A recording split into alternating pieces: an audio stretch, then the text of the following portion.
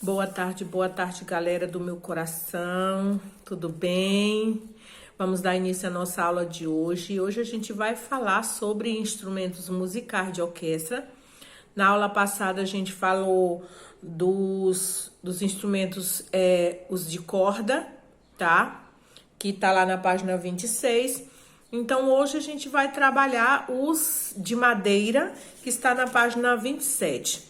Então, os instrumentos de madeira são os instrumentos de sopro feitos basicamente de madeira, como no caso o clarinete, o oboé, a flauta transversal e o fagote.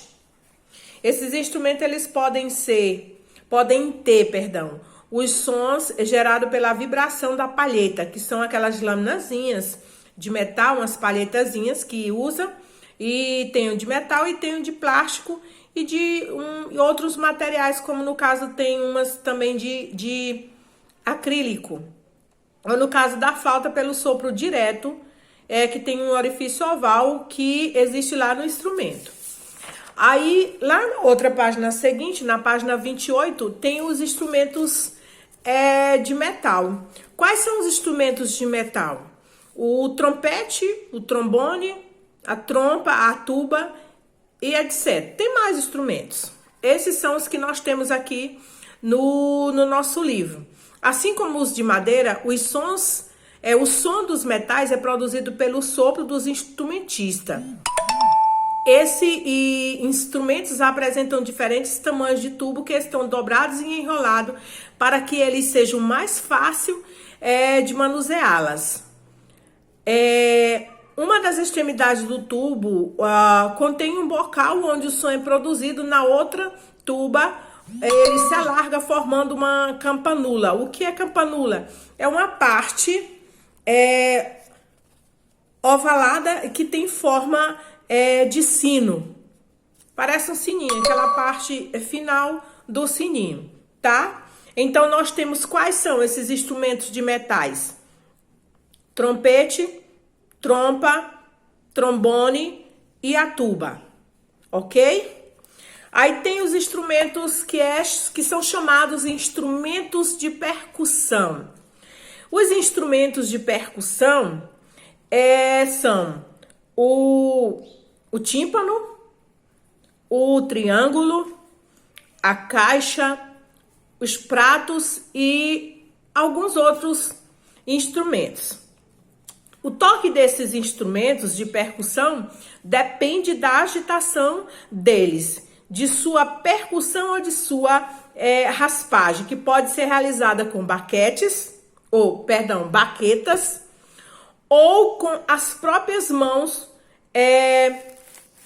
dos instrumentistas, tá?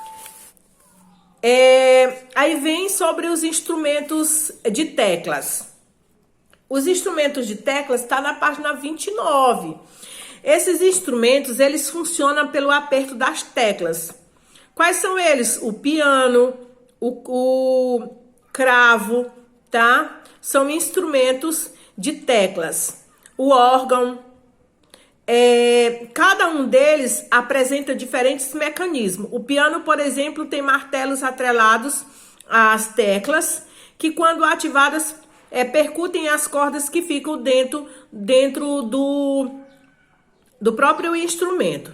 Já o cravo tem um mecanismo que belisca as cordas. O órgão tem válvulas ligadas às teclas. Quando abertas, elas permitem que o ar fornecido por um fole seja conduzido pelos tubos e produzem os sons.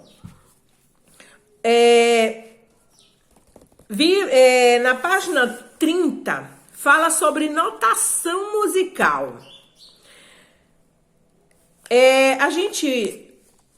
Para falar sobre a notação musical, ele diz assim: desde milhares de anos atrás, em diversas culturas, foram desenvolvidas maneiras de registrar ideias musicais por meio de códigos para que pudessem ser reproduzidas fielmente. Então, esses códigos, a partir da partitura, que, de modo como conhecemos hoje, se fixou na Europa no século XIX. Então, a partitura musical moderna disseminou-se rapidamente e hoje é usada por músicos do mundo inteiro. Então, a gente tem assim, as partituras, se fala dos compassos. Diz assim, o tempo das músicas, ou seja, o pulso é dividido em quê? Em compasso. Nas partituras, esses compassos, eles são delimitados por linhas. Linhas que são chamadas linhas verticais, que dividem a pauta. A indicação do tipo desse compasso é consequentemente do pulso da música é chamada de fórmula de compasso. E aparece no início de quem? Das partituras.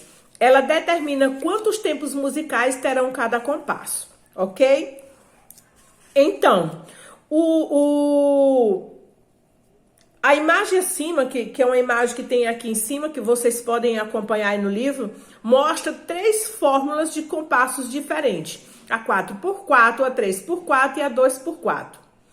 O compasso 4x4 também pode ser representado pela letra C.